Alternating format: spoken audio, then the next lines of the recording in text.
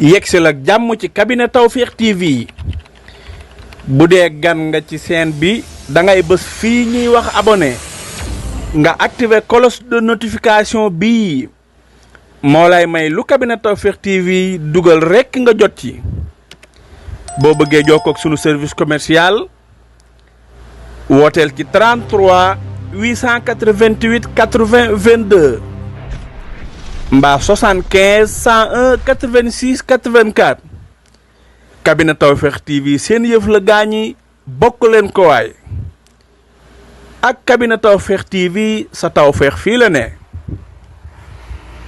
taataan di wax ci ndaanaan ma yellu tey naan cabinet Tawfekh. ñi xam ne Serigne Malick Sall borom Touba Latmingué moo fi mën taxu ñu may wax ñi ko xamul la ma tax a jóg kii laa bëgg réew mi ñëpp xam ko ci li muy yëngu ci paj ak li ko ci yàlla defal ci wàllum spécialiste amu ci morom Serigne Malick Sall Touba Latmingué moo lay seetal fanaanoo la mu mel ni dañu ko yootal say mbir bu la seetalee mbaamu li si xaaral la mbaamu fanaanoo la amul dara lu koy réer ci say mbir Serigne Malick Sall Touba Latmingué dafay faj ndoxu siti dafay faj hémorroïde bu nëbb bi mbaa bu feeñ bi lu jëm ci faru rab amu ci morom gu rab di teree sëy ci góor mbaa rab di la teree sëy ci jigéen seetal Serigne Malick Sall borom Touba Latmingué ñi am faiblesse sexuelle ñi gaaw a wàcc lal mën lu ñu dara seeni soxna jigéen ju taxaw ba mënta am doom ñaareel bi sax dafay dali góor ku loxoom di métti ku bëñam di métti seetal Serigne Malick Sall Serigne Malick Sall gëstukat la borom xam-xam bu yaatu la te itam ku tabe la ku bëgg bayre bu foor mbaa wërsëg wu yaatu loo jaay mu jar ku ñu liggéey ba mënta am dara ci barabu liggéeykaayam ku amee wet guy métti mbaa ku bëgg këyit moo xam examen la BFEM la wala sax certificat la ku amee passeport bëgg visa mu tëla ak ci réew moo ko mën a bëgg ñi nekk ca bitim réew bëgg delsi si réew mi ci seeni sagu ak këyit yu leer Serigne Malick Sall moo ko fi def ñi def sonal moo xam cat la làmmiñ gàllaaju kër ci gàttal saytaane dëddu leen wërsëg jublu si leen nañu seeti Serigne Malick Sall ma nga ca Dakar yenn say ci Sotorak mbaa ca Kër Massar ci station ba ngir am ci lu gën a leer woo leen ko ci 77 252 75 53 wala 78 330 24 43 Serigne Malick Sall ne woo leen ma ci 70 840 63 26 wala 76 257 86 81 Serigne Malick Sall borom Touba Latmingué borom xam-xam la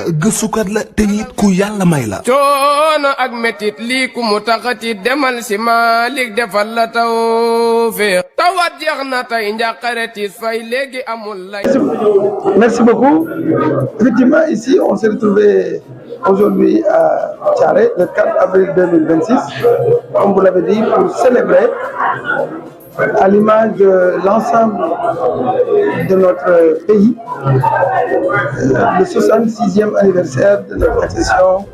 à la souveraineté internationale. Comme vous le savez, cette célébration est organisée de manière tournante dans l'arrondissement. Et cette année, effectivement, on a eu plaisir, mais aussi nous profitons pour les féliciter et les remercier,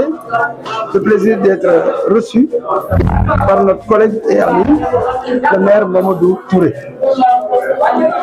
Que nous remercions, je le disais, et que nous félicitons. Le thème de cette année, de cette célébration, qui a été présidée par monsieur le sous-préfet de l'arrondissement de Koumbal, monsieur Didiak Kital. Le thème est les forces de défense et de sécurité, partenaires des JOJ et de la jeunesse, des journées olympiques et de la jeunesse Dakar 2026. Ce thème répond parfaitement à l'esprit ou à l'objectif de cette célébration. Je rappelle que le 4 avril, c'est la fête de la jeunesse et des forces armées. Parce qu'elle symbolise cette fête une souveraineté retrouvée, une dignité retrouvée de haute lutte. Parce que ce sont ces forces armées qui ont aidé à retrouver notre liberté, notre indépendance. Mais aussi de dignes fils de notre pays qui ont osé dire non aux colonisateurs pour demander notre indépendance. Je ne peux pas ne pas citer le fils qui s'appelle Wal Ndiaye, qui est un des nôtres. Je dis des nôtres, qui est un vrai Saloum, Sall. Donc, faites aussi de la jeunesse. Voilà pourquoi le thème colle bien avec l'événement. Je prendrai, moi, l'aspect olympisme. Parce que la jeunesse, les forces armées, mais prenez les valeurs de l'olympisme. L'olympisme a des valeurs cardinales. On peut en citer 3. L'amitié, d'abord l'excellence, l'amitié et le respect. Voilà les 3 valeurs cardinales de l'olympisme. Si on les retire de la société, on a autre chose qu'une société. En tout cas, on a autre chose que le vivre ensemble. Donc voilà pourquoi le thème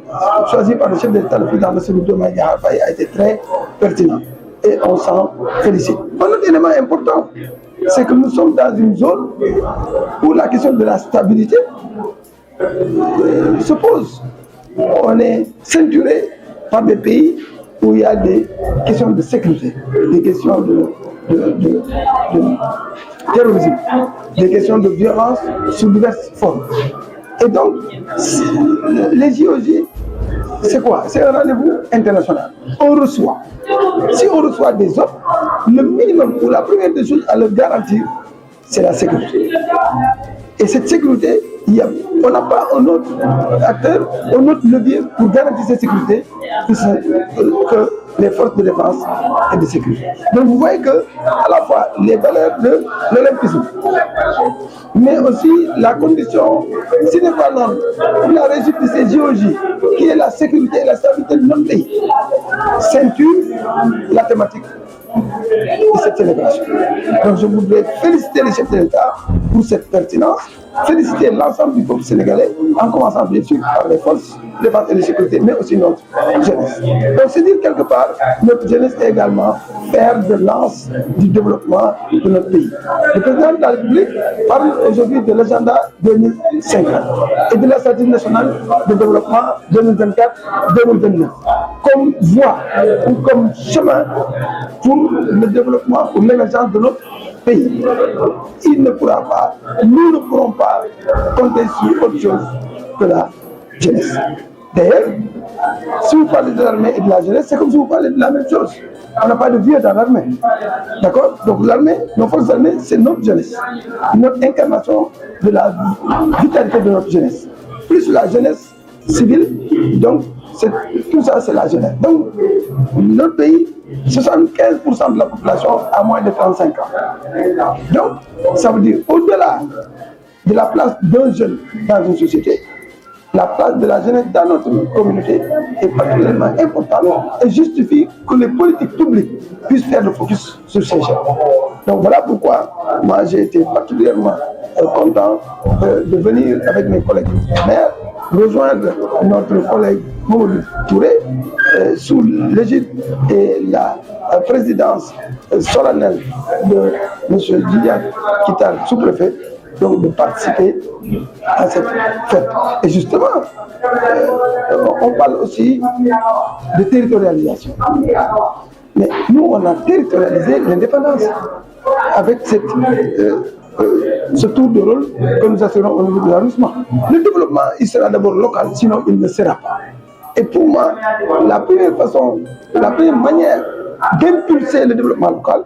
c'est de faire croire aux acteurs locaux et aux populations locales en eux. Si les acteurs locaux ne croient pas en eux, s'ils estiment que être à Thiaré aujourd'hui à la fête de l'indépendance, c'est différent d'être à la place de Cayenne, je pense, à Thiès, ou sur le boulevard du Centenaire à Dakar, mais on y arrivera, point. On parle de territorialisation des politiques publiques, de territorialisation, n'est-ce pas, des initiatives, de territorialisation des investissements, c'est l'occasion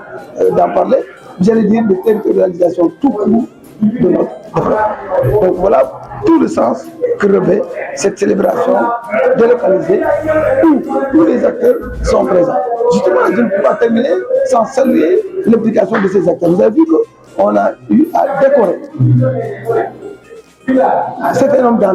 d'entre eux dont on reconnaît le mérite. Parce qu'on oublie que la participation c'est un élément de la gouvernance locale, la participation. Mais j'ai l'habitude de dire qu'au Sénégal et dans nos communes, c'est comme si les populations pensaient qu'elles n'ont que des droits et pas de devoirs. Justement, ces personnes qui ont été primées,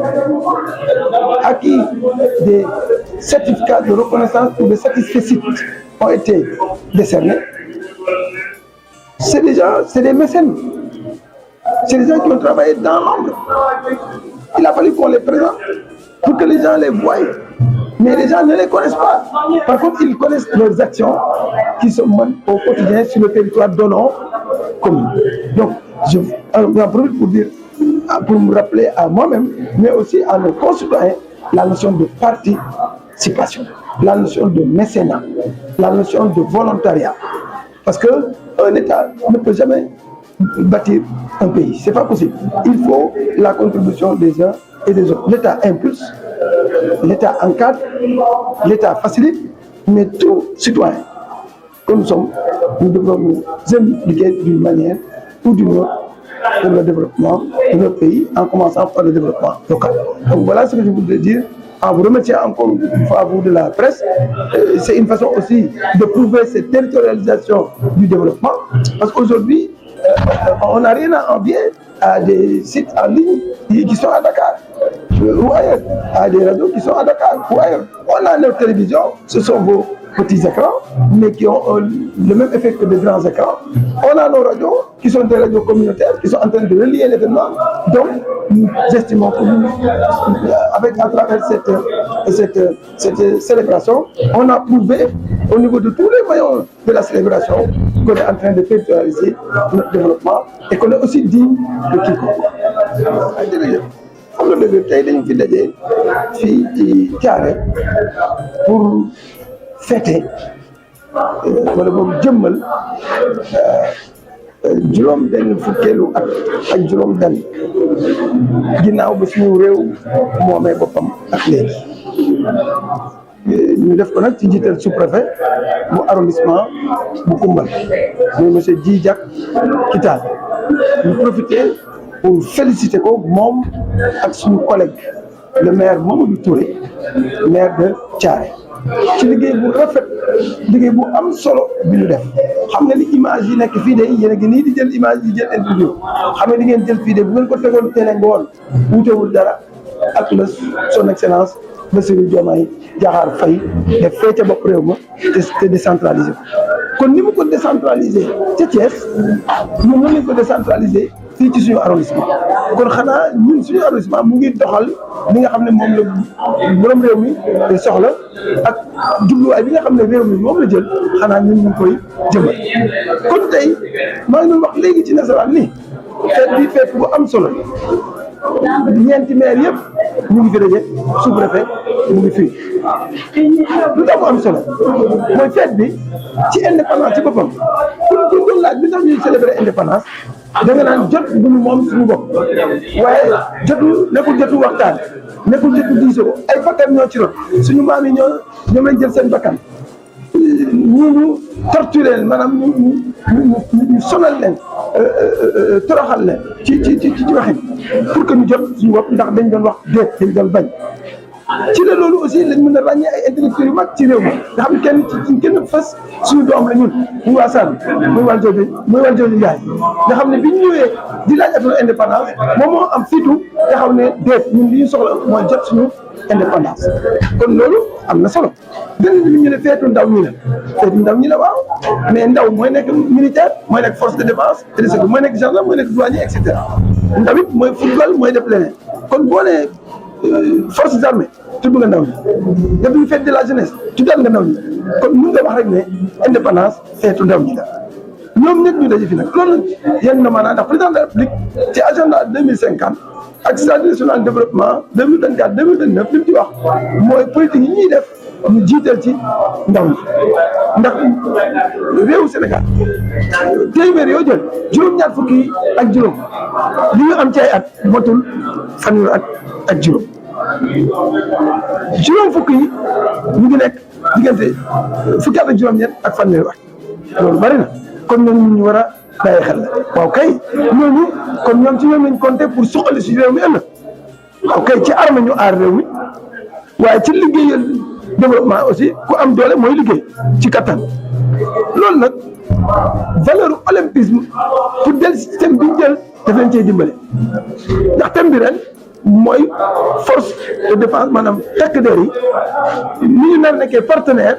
pour taxawu jeunesse bi ci journée olympisme yi nga xam ne nañu ko def ci mois d'octobre bii di ñëw ci 2026 fële ca Dakar diggante Ndakaaru Thiès ak Diamniadio olympisme ñetti valeur la am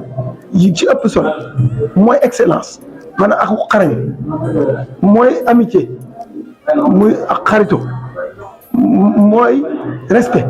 mooy joxe cër waaw ndaw bu xarañut joxalul bëggante ak xaritoo diggante ak ay nawleen amul respect ci mag ndax ndaw loolu mën a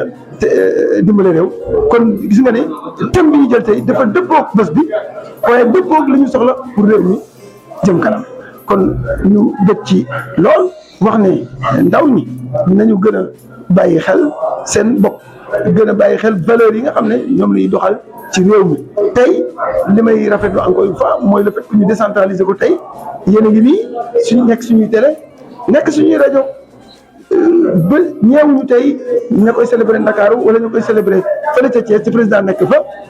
ndax lu ñu soxla rek yéen a ngi koy jëmmal ñun nag li ñu gëm mooy développement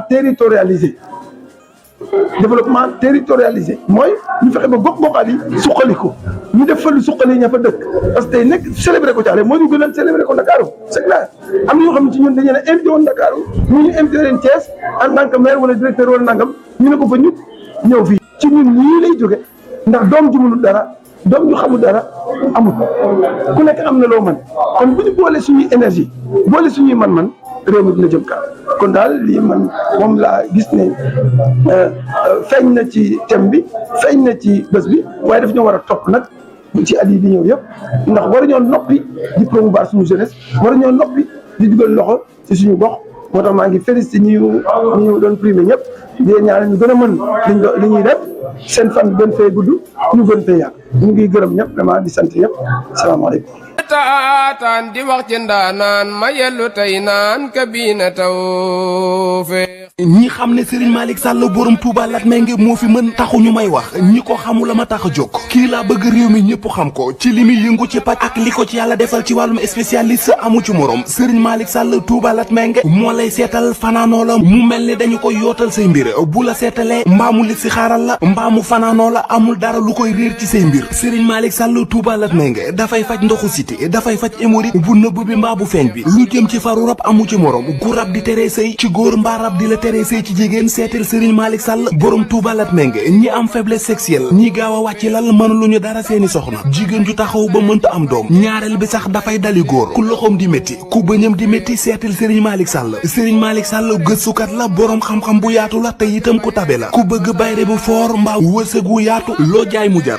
ku ñu liggéey ba mënta am dara ci barabu liggéeykaayam ku amee wet guy métti mbaa ku bëgg kayit moo xam examen la BFM la wala sax certificat la ku amee passeport bëgg visa mu tëla ak ci réew moo ko mën a bëgg ñi nekk ca bitim réew bëgg delsi si réew mi ci seeni sagu ak kayit yu leer Serigne Malick Sall moo ko fi def ñi def sonal moo xam cat la làmmiñ gàllaaju kër ci gàttal saytaane dëddu leen wërsëg jubli si leen nañu seeti Serigne Malick Sall ma nga ca Dakar yenn say ci Sotorak mbaa ca Kër Massar ci station ba ngir am ci lu gën a leer woo leen ko ci 77 252 75 53 wala 78 330 24 43 Serigne Malick Sall ne woo leen ma ci 70 840 63 26 wala 76 257 86 81 Serigne Malick Sall borom Touba Latmingué borom xam-xam la gëstukat la te it ku yàlla may la. coono ak metit lii ku mu taxati demal si Malick defal la tawfeex tawat jeex na tey njàqare tiis fay léegi amul lay.